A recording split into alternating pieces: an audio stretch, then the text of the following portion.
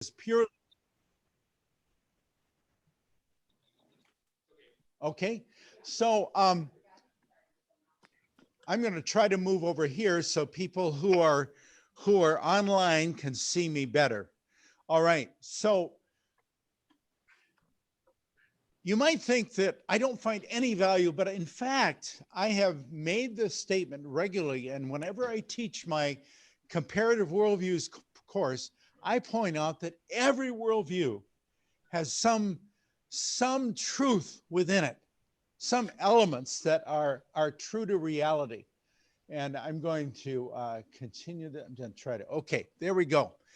So for one thing, the social justice movement rightly recognizes that power can and often does impact human relations. So that's actually a good insight that the social justice movement has brought. But by and large, the social justice movement does not offer a completely accurate picture of reality. And I have the image here of puzzle pieces.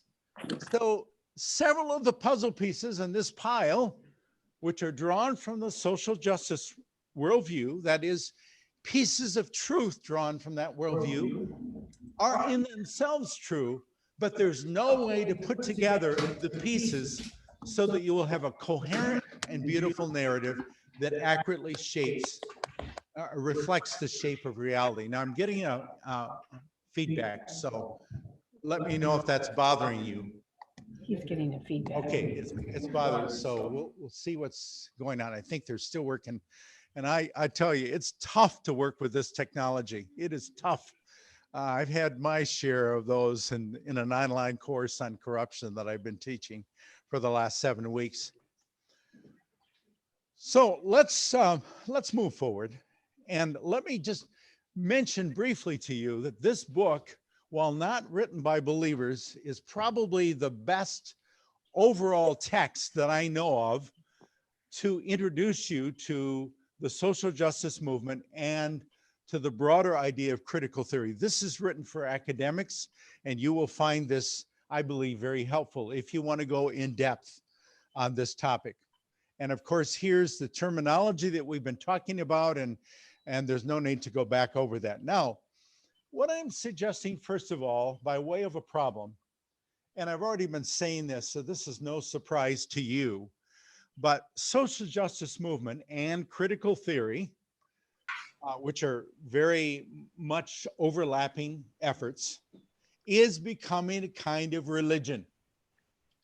So professor of politics at Georgetown University, Joshua Mitchell, he says that this is specifically a works kind of religion where you gain innocence by sacrificing a scapegoat, that is the oppressor. So the current scapegoat that you sacrifice is the white male, preferably an old one, and a conservative and a Christian. Here I am, folks. Daniel Mahoney, who's a Catholic professor at Assumption College, a wonderful book called Idols of Our Age, and a wonderful speaker. He is making a very similar argument, as is Samantha Jones, who is essentially, that's the pseudonymous name of a woman who recently got a PhD in women's studies from one of our universities. And basically what she's saying here is that critical justice, social justice movement is actually the kind of thing, let me just make one change here. Okay, so the professors are evangelists for their faith and the university is their mission field. I think that is a very accurate statement. That just very recently she made this comment, as you can see, December 2020. And then I'll add to this, professor of linguistics at Columbia University, John McWhorter, who I've heard speak in the Twin Cities, a very powerful, he's a Black atheist, by the way, by no means a Christian, but very comfortable being around Christians.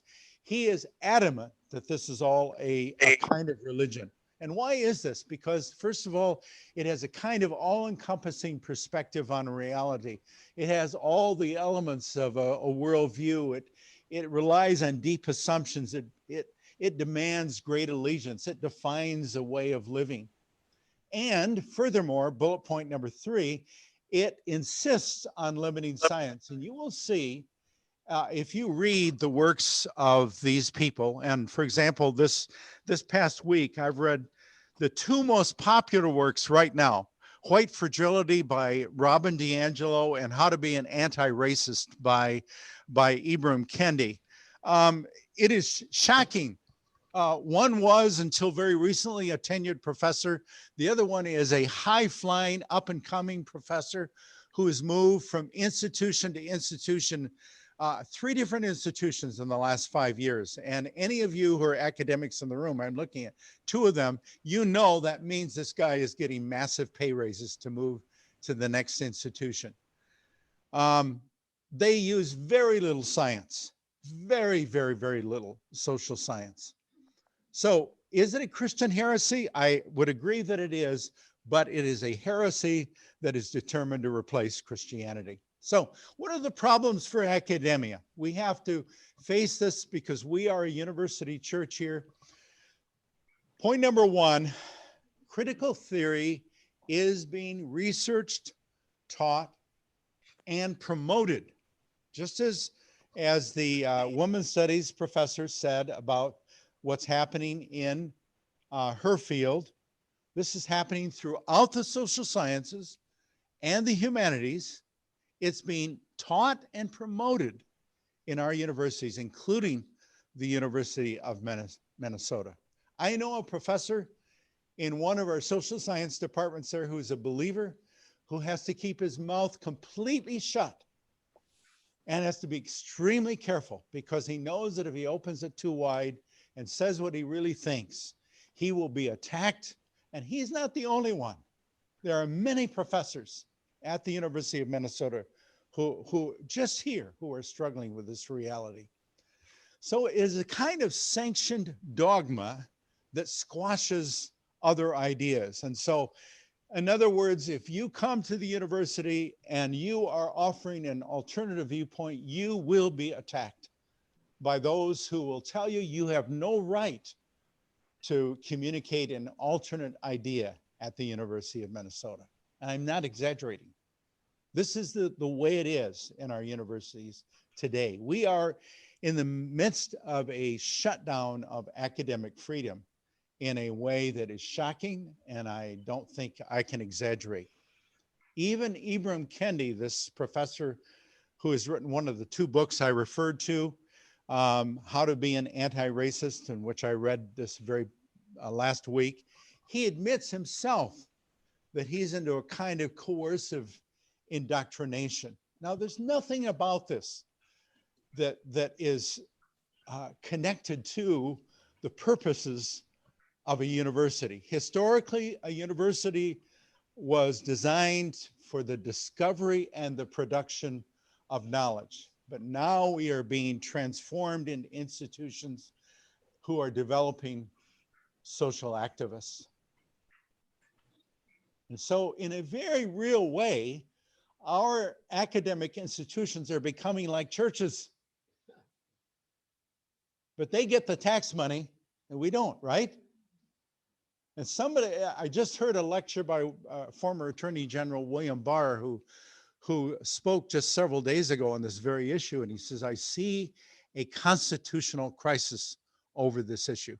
There will have to be some sort of litigation over the reality that we are essentially promoting a new kind of religion through our academic institutions.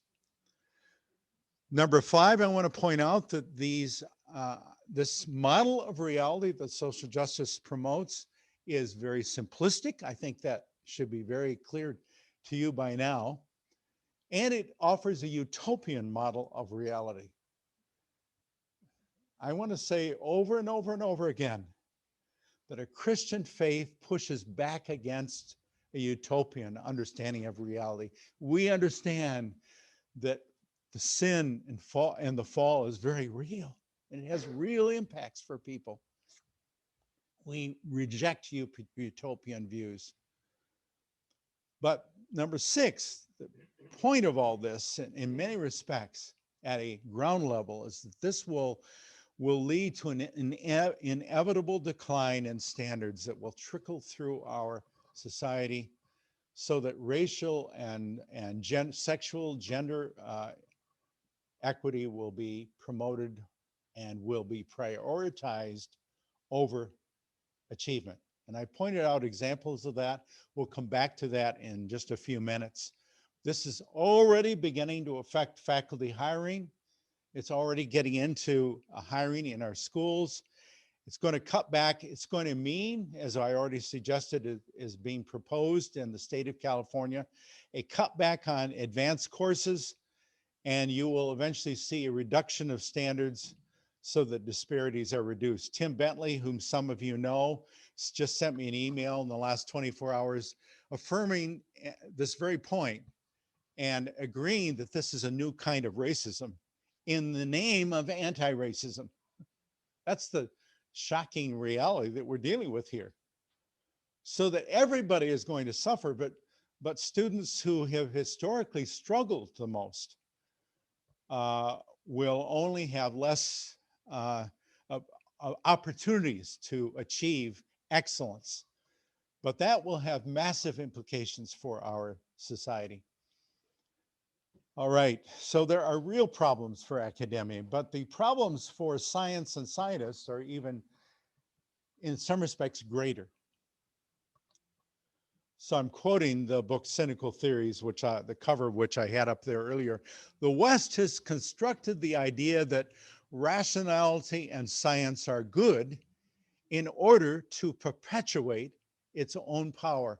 What the authors are trying to do is to try to explain the view of the social justice movement about what is going on with science. So the advocates of social justice and critical theory are saying to us that in essence, the use of science, the development of science is part of an oppressive effort to put down oppressed groups and to keep them down. So this is an unbelievable way of seeing reality from what we traditionally understand science to be, which is an attempt to try to make sense of reality, to discover the truth of reality. The social justice wants to twist this all around. The second point is that in the social justice worldview, disparities do, in fact, determine causes. In other words, you can actually go from saying, okay, I have this disparity between, say, the achievement of students from one racial group and another racial group. I can therefore determine if these are Black students, that this is caused by racism. End of story.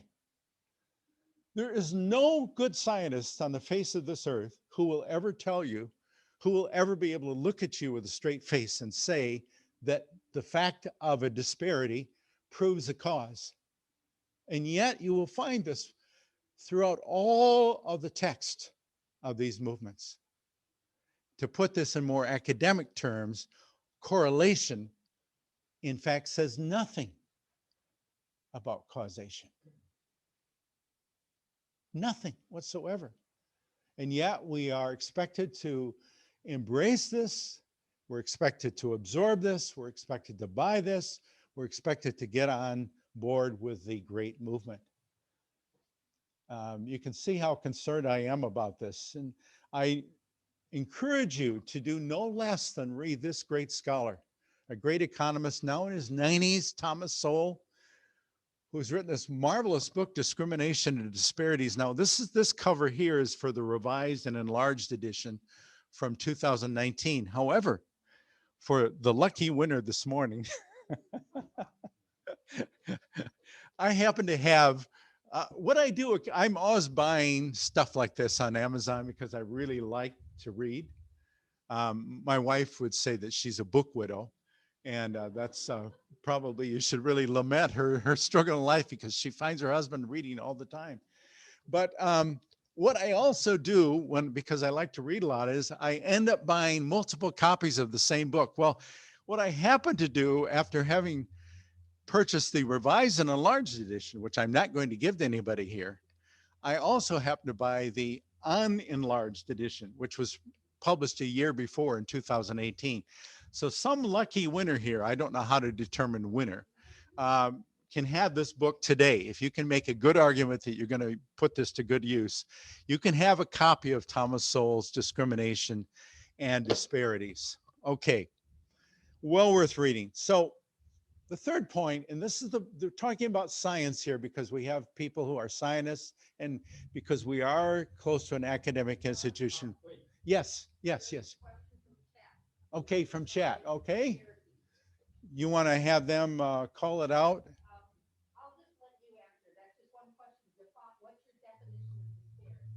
Okay, disparity.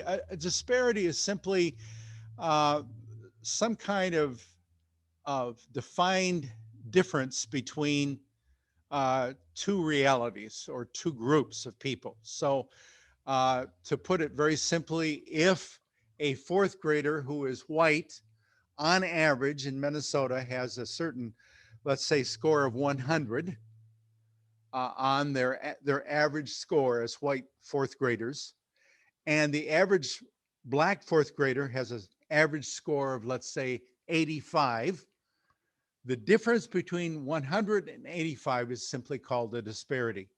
But there can be disparities in all kinds of contexts. There can be disparities in terms of levels of incarceration. There are certainly disparities in terms of wealth. For example, one of the disparities that is constantly being talked about, and it really is, when you hear it, it's so shocking and so horrible. You wonder, how in the world can this exist? The disparity between the average wealth, accumulated wealth of white people, white families in America, and that's important, white families versus that of black families in America. And it turns out there's a tenfold difference. Tenfold difference. This is an incredible disparity, which we're being told is due to racism. Well, it's much more complicated than that. And I'll be glad to expand on why it's more complicated if you want to discuss it later on. But that's what we mean by disparities, the differential between two different groups over some sort of identifiable variable. Very concerned, number three, though, that the social justice movement has no good idea. In fact, has virtually an impossible position when it comes to something we call falsifiability, which means that if you advance a theory or an idea, there has to be some way to be able to determine if it's false. It's easy to make a claim that something is true. I can tell you that the moon is made of green cheese, but how would you determine that that claim could be false? Well, one way is to send somebody up to the moon or some instrument up to the moon who actually checks on it and lands on it, as we did in 1969. It discovered nobody saw any green cheese there. That's just a very simple, humorous way of talking about falsifiability. Christianity does this.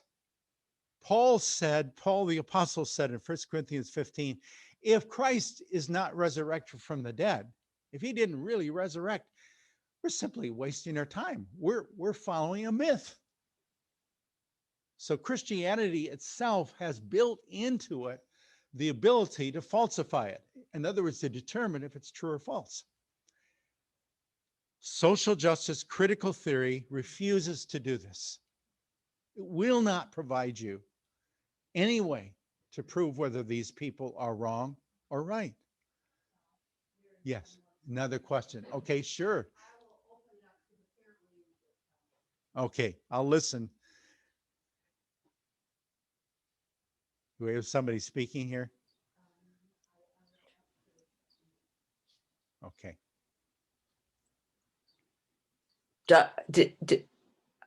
Oh, yes, I can hear I you. just had the question is why are the disparities?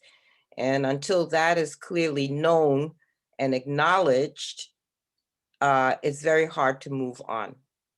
Okay. It's very difficult. Yeah, thank you, Barbara. I completely agree. That's exactly what we need to be. We need to determine why are the disparities. The claim is being made, Barbara and others, that it's because of racism. What I'm going to be suggesting, and this is where I believe Christians should be engaged with full force on this issue, is that the main reason for the disparities, not the only, but the main reason for the disparities is because there is a tremendous amount of brokenness and dysfunction in Black families on average. That is a central problem that we're going to have to address. So we'll get to that in a few minutes because I'm going to try to enroll you or encourage you to consider enrolling yourself in efforts to challenge this. So on falsifiability, for example, Robin DiAngelo, she says whites are fragile, and that's the title of her book, White Fragility. But she gives you no way to test what white fragility is really about, other than giving you lots of examples, and she has hundreds of examples. But the whole concept, you can't test whether other races, for example, may also be fragile. She doesn't give you ways to do this. So in a sense, this is a version of a lack of falsifiability. But that's related very closely to the number 4, which is a very ambiguous definition of terms. One of the things I learned early on in my doctoral studies, we got to define our terms precisely, and we have to operationalize those terms to determine exactly what we're talking about. So when you talk about systemic racism, Phil, that term makes sense if you're thinking in terms of systems, and we should be thinking of terms of systems.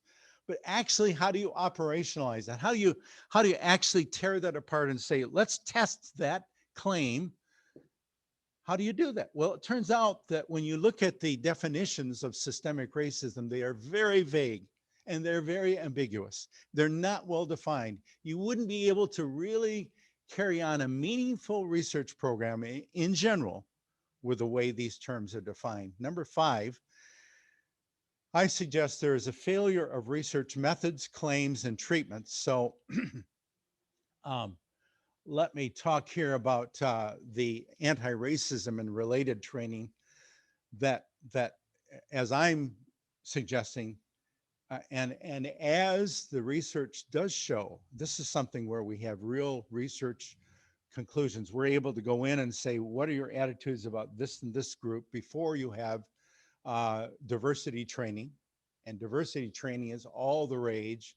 It's a big industry now to be in the diversity industry, big industry. There we can ask, what are your attitudes about such and such a groups before, and then we can ask after they've taken the training, say 3 months later, what are your attitudes about the same group?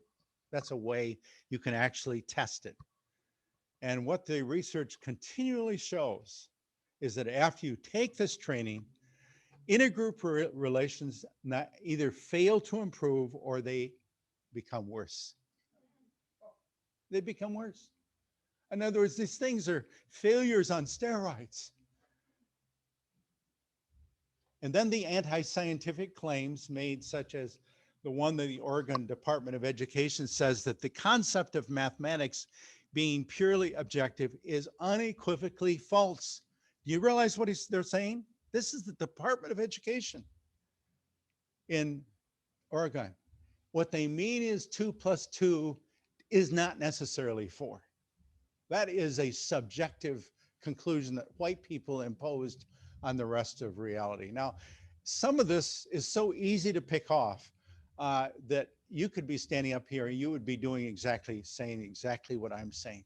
But this stuff is taken seriously and is being widely mainstreamed at a very rapid rate around our country. And I'm very confident we have people in our Minnesota Department of Education who would say exactly the same thing. Yes.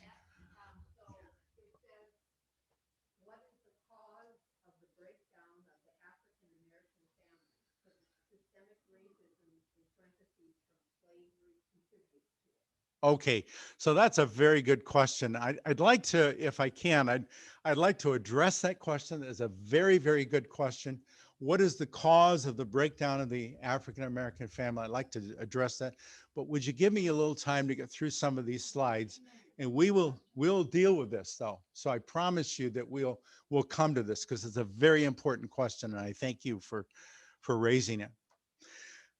The third bullet point under number 5 is that the main sort of scientific research that is used to justify uh, a lot of the training that goes on around these issues of racism is called the implicit association test. You can look it up online, and there's a lot about it, but I can tell you that this test, by many reputed social scientists, is very flawed. It's extremely flawed. The attempt to try to say that somebody's, and essentially what it does, it says, when you hear these terms, or when you see these images, what pops into your mind, first of all? Bang, bang, bang, bang, bang. That's how this is built. I'm giving you a very rough simulation of it. But what are the first thoughts? What does this correlate with? So it's called the implicit association test. And the idea is that if you think of people who are covered with hoodies, with long dreadlocks, or who have poor academic outcomes, if you start thinking black, black, black, black, black, that means that you have implicit or unconscious racism. But a number of scientists who've looked at this research indicate that this is a very weak test, and a test that has lots of sort of counterfactuals, we would say. That is, we have a lot of evidence also against this. At one level, it sounds right, but there's a lot more going on with it that's too weak. Number 6, I can't believe that I'm doing this, but here I am defending science so aggressively. As somebody I said a few weeks ago, here I am an advocate for intelligent design, which would make Richard Dawkins, he would be ill, physically ill, to be here this morning. And yet Dawkins himself, 25 years ago, received the Humanist of the Year award. But because he recently spoke using a scientific perspective about the issues of transgenderism, identifying really what a person is, physically and biologically, that award was taken away from him. So even the most aggressive anti-Christian scientists are facing attacks. So you can be a very anti-Christian naturalist, and you can still suffer the same attacks as Christians and people like us are. And then last of all, as I suggested earlier, or last week, one of the basic assumptions behind this idea of social justice is that we are self-creators. When you read Ibram Kendi's book about how to be an anti-racist, it just is filled with the sense that we're making ourselves who we want to be. And we can really make ourselves. Now, he is not saying that he can be a white person. He's not saying that. But certainly we see in the sexuality, gender side of the social justice movement, the attempt to do these kinds of things that we're talking about. So this brings me then to this book, which is a newly published book. And again, if you like to read, and you like to read heavily, and you really like to think deeply about ideas, this is a marvelous text by Carl Trueman, The Rise and Triumph of the Modern Self. He's a wonderful evangelical professor at Grove City College. He's probably done the finest job I've ever seen of trying to unmask what's going on in terms of the deepest ideas that are infusing and that lie behind the social justice movement and many other movements that I'm going to talk about, because I'm going to very quickly began talking about the problem of the sexual revolution of the 60s, which really goes back to my generation and that of some of the rest of us in the room. But what's happening in American society is that we are seeing that subjectivity is triumphing over objectivity. So that right there tells you, if you're a scientist, we're in big trouble. And so rapidly the movement is to say that what really counts is how I perceive reality, my subjective experience of reality, my subjective experience of mathematics, for example. But I suggest that this is the pathway to hell, both literally and figuratively, where the deceiver is comforting all souls with lies that they want to believe. And that's one definition of hell. It's where you just get to believe all the lies you want to, and you get comforted in that. And the job of a Christian preacher and the job of a good teacher at the University of Minnesota or wherever is to make people uncomfortable with the lies. Because we don't do well if we live in the realm of lies, do we? We don't do well.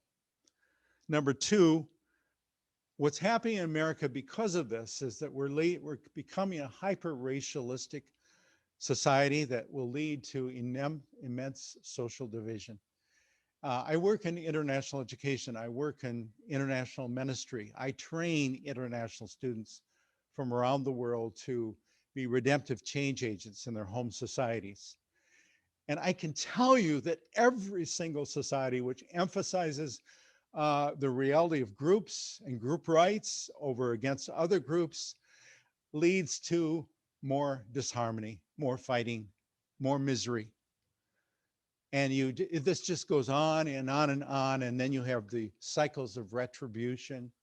You have the constant complaints, the constant litigation. The claim is that whites are endemic white supremacists that are enjoying white privilege. Robin DiAngelo in her book, White Fragility. In many ways, this is a very sad book. Something I like about Ibram Kendi, the author of How to Be an Anti-Racist, is the guy comes across as a real human being. And I don't mean this to put this woman down. I want to be careful that I don't do that very thing that I shouldn't do as a Christian. But this book about white fragility, which is supposed to describe the essence of white supremacism, in many ways is very tragic, in part because she's really saying that if you're a white person, your goose is cooked. You have no choice. Everything you do, everything you say, everything you think is suffused with supremacist and racist thought. And every attempt to defend yourself is another example of a racist thought. You have no way out of this terrible reality. You are permanently sinful.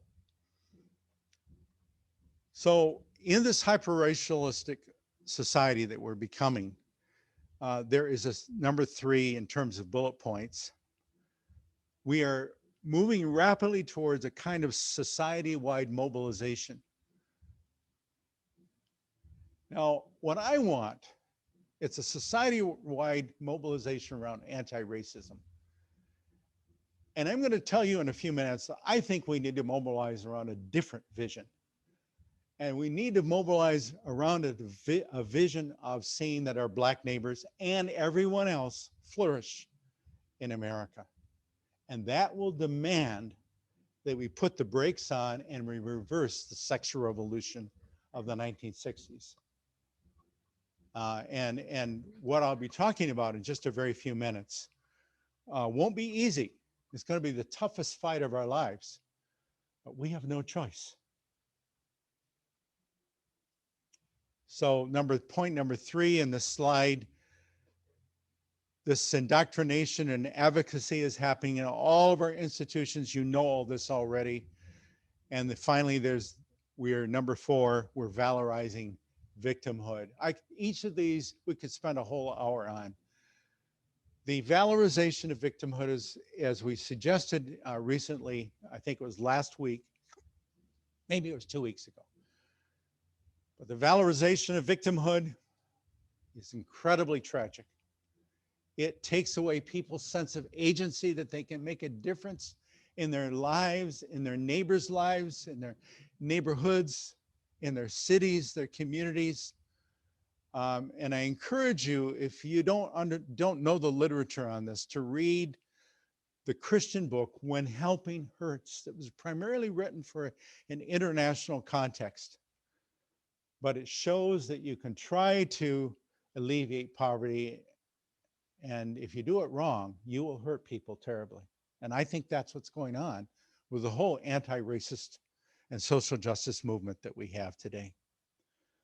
I encourage you to pick this up if you haven't read it. It's really a profound read. And then I'm going to briefly say a couple things about Black Lives Matter. I want to quickly go through this. This is a Marxist movement. It's anti-free market. They want to eliminate white supremacy. One of the founders of this movement openly says that we are trained Marxist revolutionaries. There are quotes on record where she says this.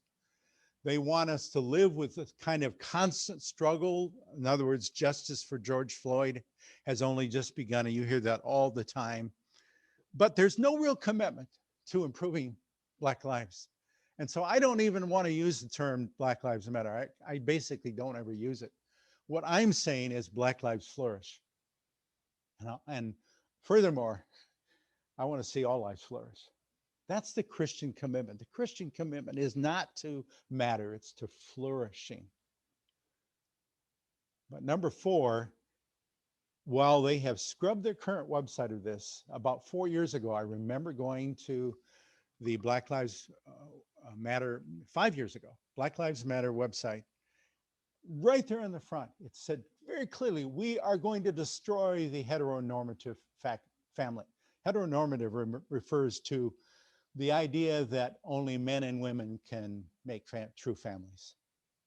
That's what it's trying to say. We're going to promote, in essence, a homosexual alternative. Now, this is not surprising because 2 of the 3 founders are lesbians. This is not surprising. They took in almost $100 million in 2020, no doubt because of George Floyd. And one of their founders has been discovered in the last 2 months to be investing millions of dollars in real estate. And she justifies it. She says, I'm taking care of my family. So here's where I really want us to focus now in my last 15 to 20 minutes. I want to make a prediction. I want to make a proposal. I predict that this movement, until and unless we stop it, will inflict great harm on American society. So this is something different than the 60s, because in the 60s we had a lot of chaos going on in America. But in a sense, we had the effects of Martin Luther King Jr., who was confronting white people with racism, and whites en masse said we turn around, we move away from racism, we repent of it. And there was also a pre-existing Christian cultural consensus that until 1965 was solidly in place in America. Now we're talking 55 years later, and we've lost that consensus. And we don't have Martin Luther King Jr.'s in the background. We have 0 solutions, I will promise you. This movement has 0 solutions for Black community or any other community. So when you read White Fragility and How to Be an Anti-Racist, there isn't a single positive solution in those books that could assure anybody that those communities will begin to thrive as a result of what they say. Not a single thing. Instead, it's all about indoctrinating.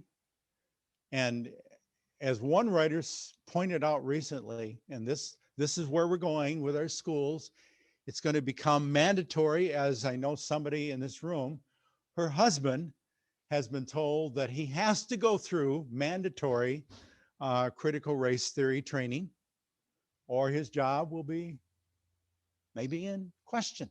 In fact, this is going to happen all across America. It's already beginning to happen. If you push back, you resist, you'll be fired. Now, as one writer said recently, this could be an indication that the social justice movement is actually on thin ground. Because when you're unsure of yourself, as one of my professors said in seminary, when you're unsure of yourself, shout louder and pound the pulpit more. So this could be, we could actually be an interesting movement. That movement may be much more vulnerable, and I think it is. But they are scaring people to death right now. One professor, she's actually Palestinian, or Lebanese, I'm sorry, who teaches at Georgetown Law School. Very recent quote, second bullet point. Terror and dread, she writes, fill academic workers, professors and staff alike, and it is everywhere. I could have put that I could have put on that page about the struggle for academics, but I put it here because I just want you to see what's going on. Tremendous amount of indoctrination, and it's building. So if groups matter, third bullet point, as social justice religionists insist, because those groups vary dramatically from one another, disparities will never be dispelled. I'm simply making the point that Dr. Sowell makes. It is a clear fact of social history. Groups of people are different. Part of my Germanic heritage meant that I was given both genetically and culturally, the predisposition to want to see lines be very straight and clean. And when I've been to Germany, I look at the beautiful work of the German carpenters, and I realize, yeah, they get every line just right. It's perfect, much better carpentry than we have, and we have much better than other parts of the world. But there are other communities with other virtues and strengths.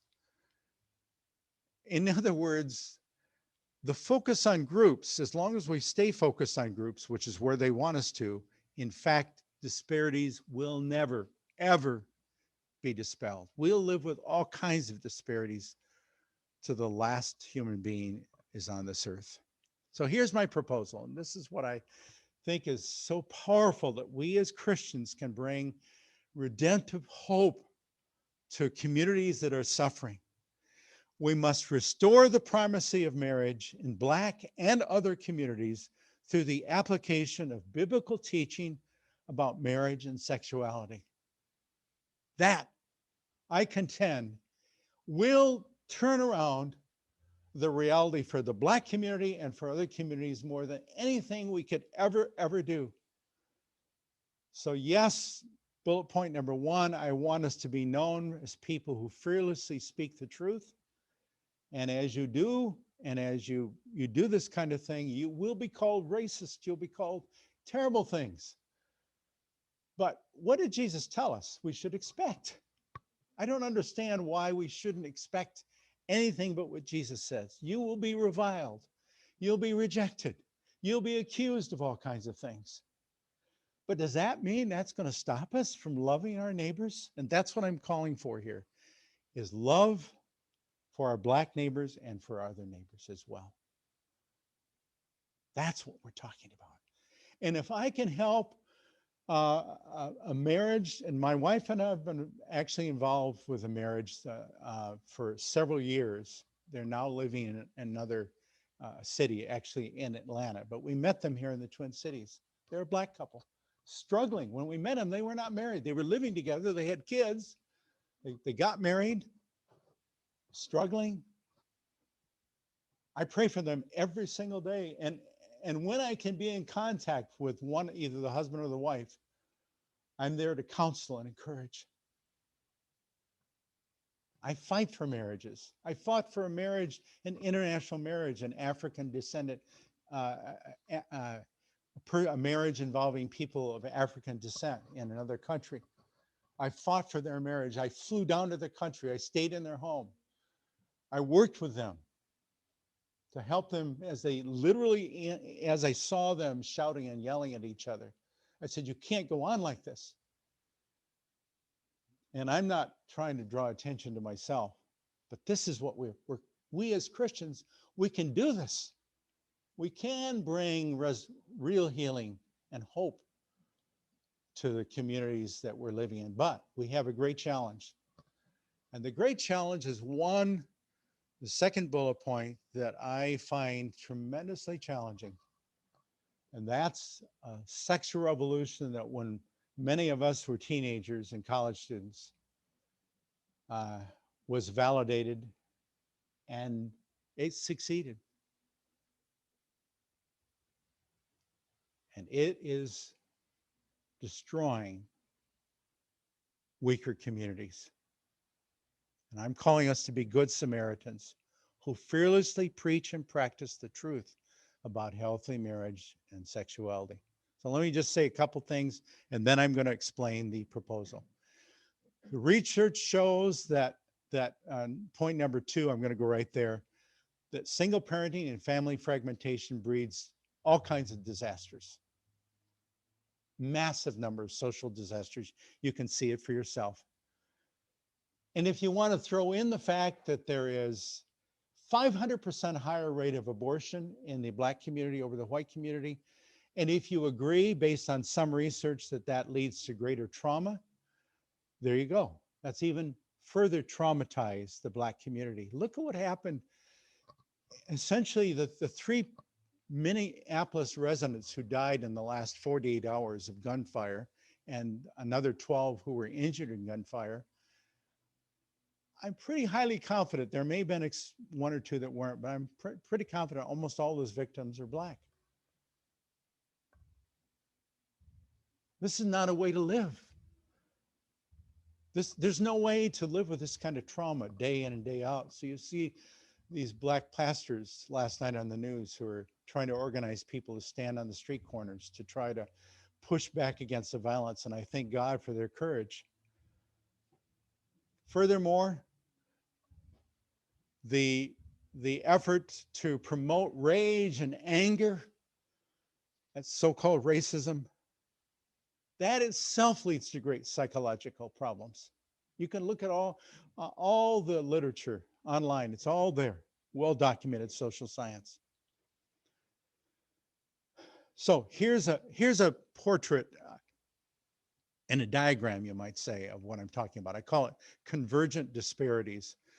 What I'm trying to simply say with this is that you can have either flourishing families or fragmented families, but I guarantee you that everything comes back down to the status of the family and the family's condition. So you will have fragmented families if the family is fragmented, and that will then lead to for example, up there to higher levels of criminality and incarceration, higher abuse rates, lower levels of happiness, worse future family status, lower economic achievement, lower educational achievement, and higher poverty levels. Guaranteed, with only a few exceptions. But if you look at people over as groups, this is all well documented. There are thousands of studies that confirm all this. Now, if you want to have a flourishing, if by opposite, you have a family status that's flourishing, where you have a healthy, gospel-centered family, turns out you're going to have very low abuse rates, very low level crime rates, low poverty rates, low educational achievement, high educational achievement, high economic achievement, on and on and on.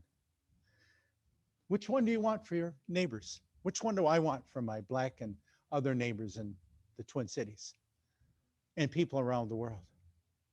I want them to flourish because I know all these other things will follow along because of that. And I'm not going to take time in this slide because we don't have time, but here's a couple texts that detail this. The argument of Mary Eberstadt, essentially she's saying what I'm saying. She's a Catholic writer. Sexual revolution is behind most of our social disparities. Myron Magnet is a Jew from New York City who basically is saying the same thing. He wrote this book back in early 90s, The Dream and the Nightmare. So here's the thesis. College-educated whites protected themselves from the negative consequences of a sexual revolution that they created while ignoring its devastating impact on less educated, poor people who could not similarly protect themselves. That's where we stand as a society. If you have pre-existing social assets, you learn how to protect yourself. You know how to, so to speak, play on the side, but you know how to limit it so that you don't cause overarching damage, because you've got relatives, you've got other people speaking into your life, you've got a family tradition to uphold, and on and on and on.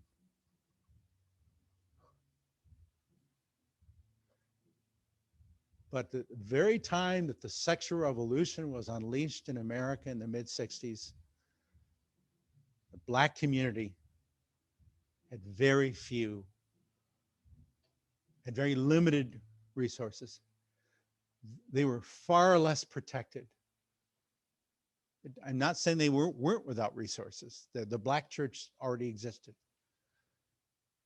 But they did not have the inherent social, familial, cultural institutions and resources that could help them survive the impact of something that most of us white people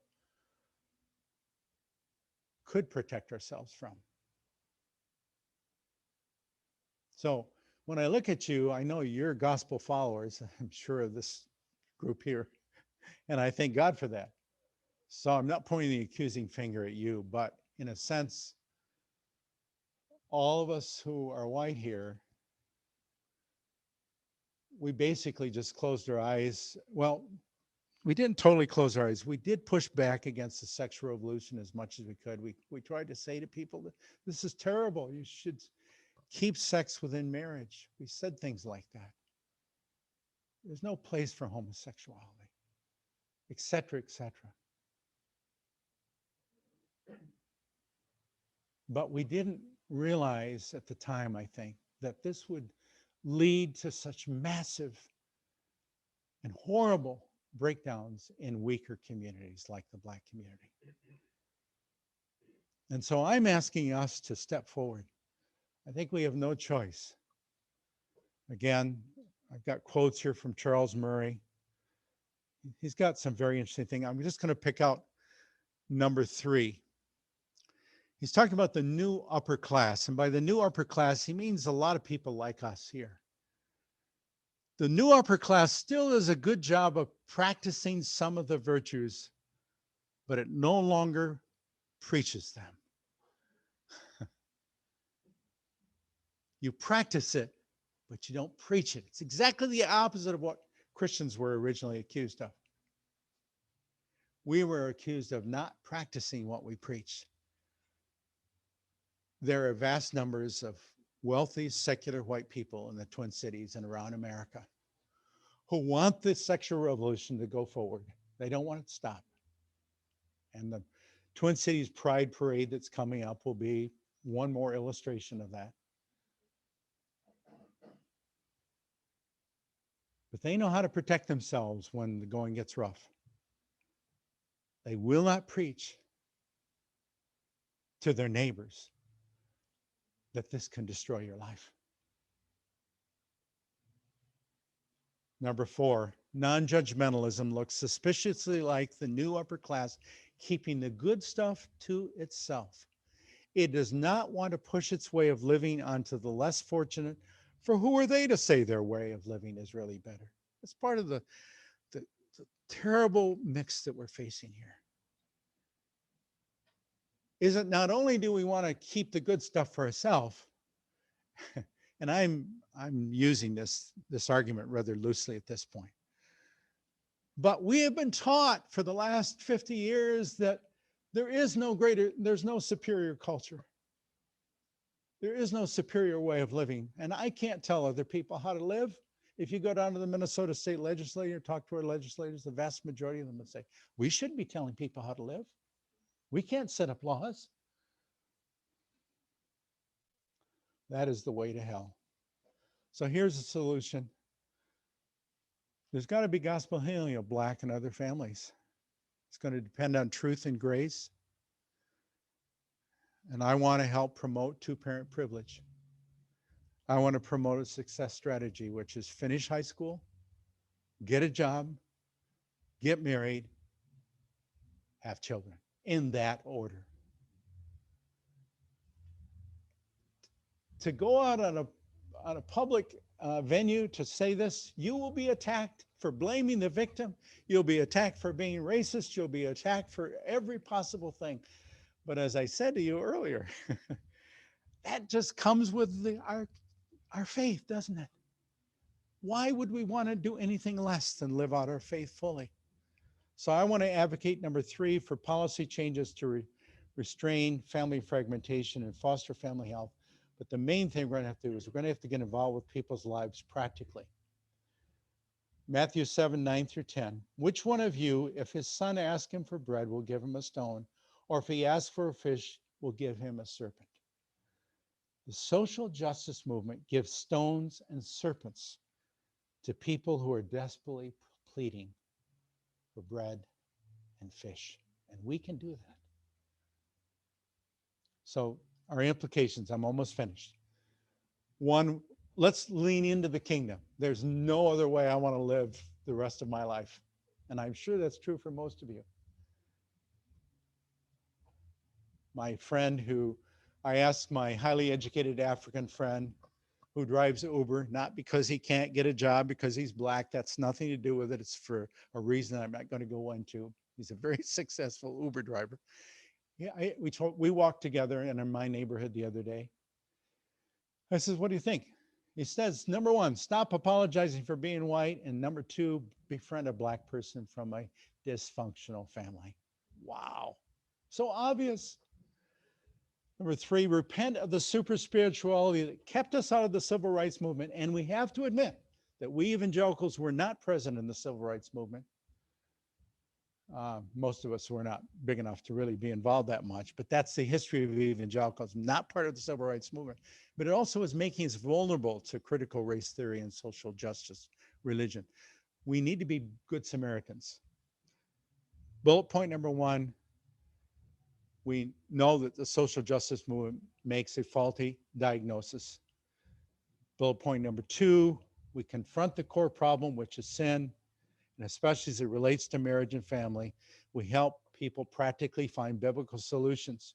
Number 3, become involved as good Samaritans who fearlessly preach and practice the truth. And I suggest strongly take charge, Minnesota. I believe that's Kendall Qualls spoke here a few weeks ago. Let's get behind this movement. Let's invest in it. Let's be trained as a champion. Tomorrow I'm going to be trained as one of their champions. I train others to be redemptive change agents around the world. I want to be a redemptive change agent here in Minnesota. And I hope you will join me. And so I'm getting involved with that. You can get to another wonderful organizations, Together for Good. And then the Institute for Family Studies, which will give you all the data you need for what we're talking about today. And then there's mentoring programs, school choice initiatives, private Christian schools, and Black pro-life efforts. Get involved. And I know people in every single one of these. And then fight for flourishing marriages. There's Kendall Qualls' organization that you can see. Here's some resources that I think will help you. I'm going to leave this slide up so you can start making notes of these. All of these are extremely helpful. As you know, I've tried to encourage people throughout this course to use Scott Allen's book, Why Social Justice is Not Biblical Justice, but there are many other good resources here as well. Okay, I'll stop now and I'll take your questions. If you would like to make a comment, why don't you come up here, or even a question. If you'd rather not, then I'll repeat it into the microphone. Yes. Okay, that sounds good. If you would do that, I'd appreciate that. Thank you. Chris McCosco. Bob, it seems that the fundamental problem is you can't really talk about God in public. So point one, if you go back there, you know, is so we've got to find strategies. I think Kendall calls us saying, let's talk about family, but people just stop listening to you if you talk about God. It's so sad that we know that's the solution. We know it, but how do we talk about it is almost a fundamental challenge in the whole thing. Do you agree? Yeah. Certainly, Chris, certainly I agree. But I would say, Chris, that by emphasizing the pragmatic challenges that people are dealing with, which is the issues of family and broken families, we can be the Samaritans. And as we are good Samaritans, willing to take public calumny, willing to be attacked and called all kinds of names, and all we say is we love our neighbors and we're there for them, and we're going to tell them the truth, because there's only one way, only one kind of family formation that will assure people of health. And then we make the gospel more credible. So I would like to suggest, Chris, we be good Samaritans, and then the willingness to entertain the language of God will be restored. We have deeper philosophical challenges that will make this a long-term challenge to make God language central in our society. But if we can, as a church, I'm talking about the church throughout America, can take leadership in the way that I'm suggesting, I believe that if we could see in 20 years the Black family turn around in a significant way, that will have the attention of everyone in the culture. And they'll be wondering, where did that come from? And they'll want to know the hope that's within us, Jesus Christ. Okay, super spirituality, what I'm referring to, thank you for asking about what is super spirituality, Chris. What I mean by that is that for the last 150 or more years, for lots of reasons, evangelical Christians began to talk about Christianity as if it only involves sort of private spiritual experiences, private spiritual encounters with God. So we focused on deep, profound prayer experiences, having real good Bible studies, those kinds of things that showed we were very pious Christians. And what we did at that time is we separated Christianity from these practical issues of society. By very design, Christianity was not created. God never designed Christianity to be just for private pious issues. It was designed to transform lives and whole societies.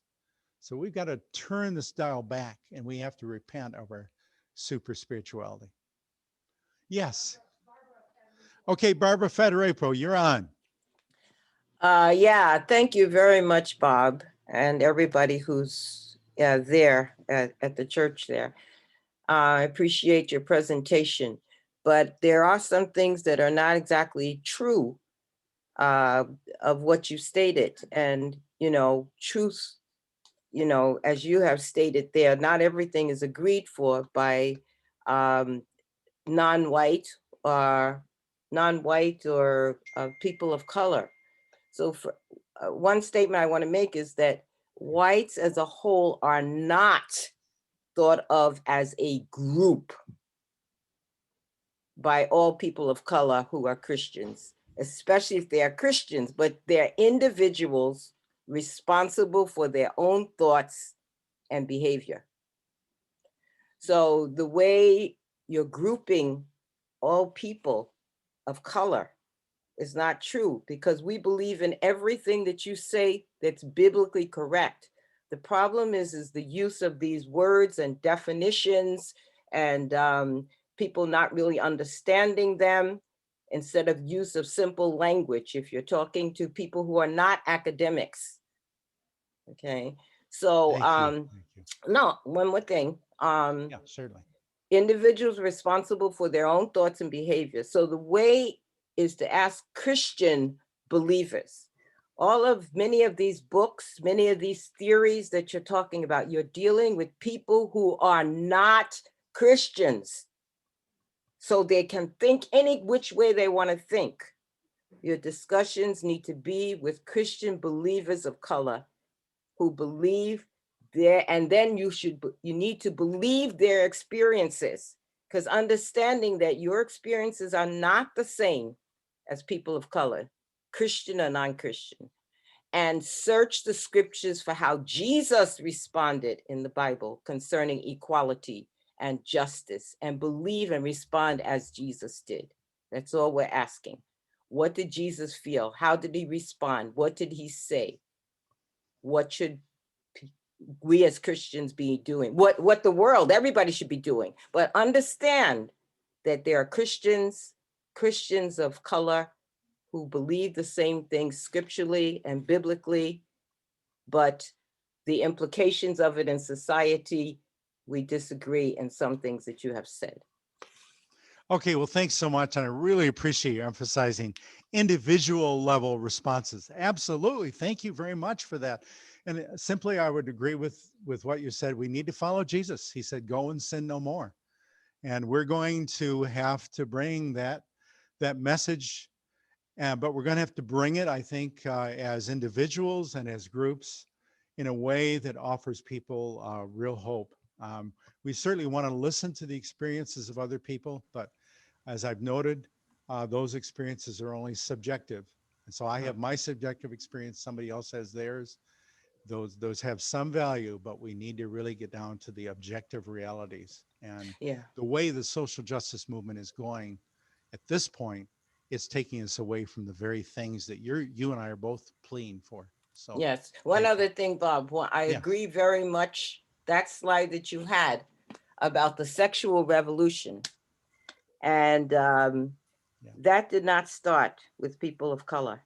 No, it didn't. It started with white Okay, people. and everything that you said is very valid there, and it's very true, and it is what the repercussions are now is that many of the things that you're talking about are problems among white families also. Exactly. It's not just students, it's not just people of color. So that needs to be generalized. It's not just people of color who are in these behaviors and in these problems. Okay, so that needs to be understood. Absolutely. Couldn't agree more. I know there's a question there, and I know Phil is also, why don't you come on up here? Okay, so I'm going to have to rely on the direction here. Jill. Just two quick things. A couple other resources. You mentioned Together for Good.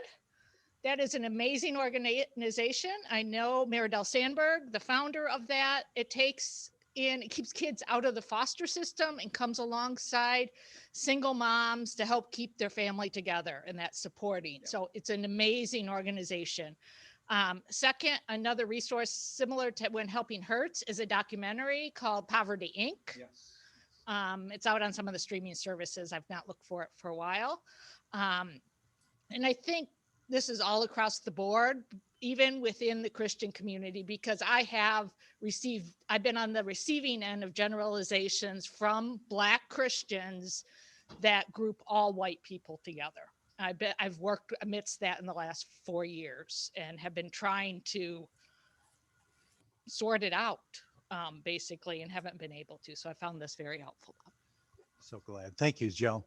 Okay, so Kim Friesen. Yes, Kim, you're on. Yes, thank you for allowing me to respond. Yes, I agree with you, Bob, on the points about the biblical responses, and I really appreciate it, and appreciate your pointing out the faults of the social justice religion. I myself have been in the Minneapolis Public School for many years, and I know how what you've said is definitely true, because I've been silenced a lot also as a Christian in many areas with the GLBT issues and other issues. Right. But I think my original question still has to do with not minimizing the ripple effects of racism stemming from slavery, and that I will not agree to say that it's been eradicated. We don't need to talk about it anymore, because I find that when I've gone to many anti-racism training, it has changed my views from being a privileged Asian person who has been educated and in the privilege among as almost equal to the whites, that I find myself needing to change my views. So in a way, I'm speaking positively for the training that I have received.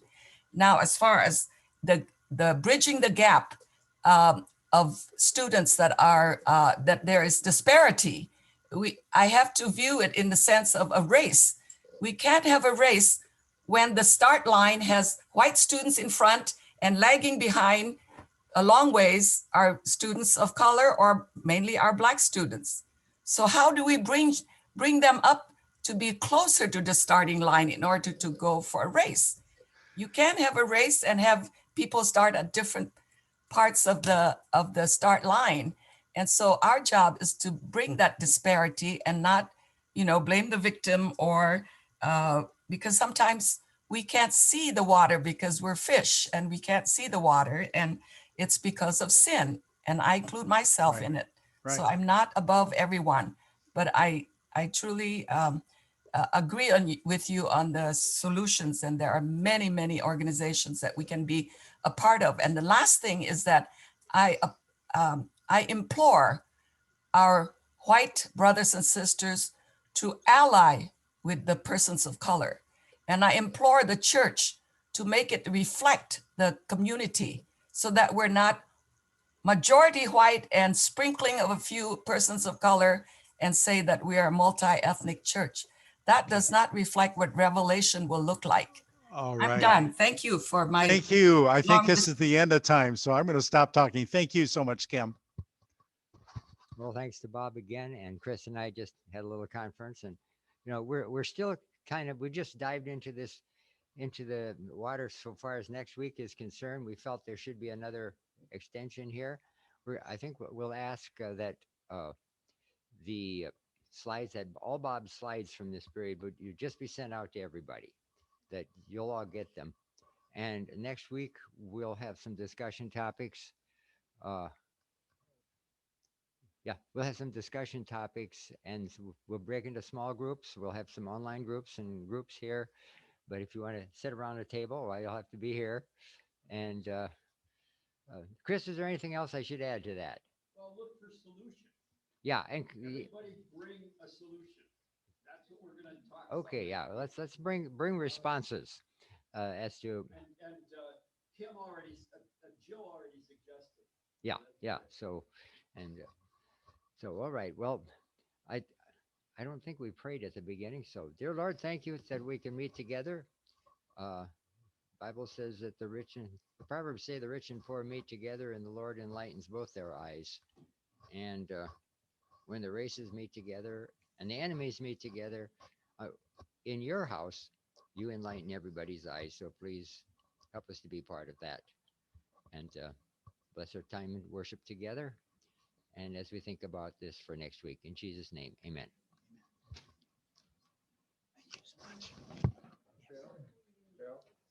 Bill, you mentioned you were in Taipei. I don't know. Oh yeah. When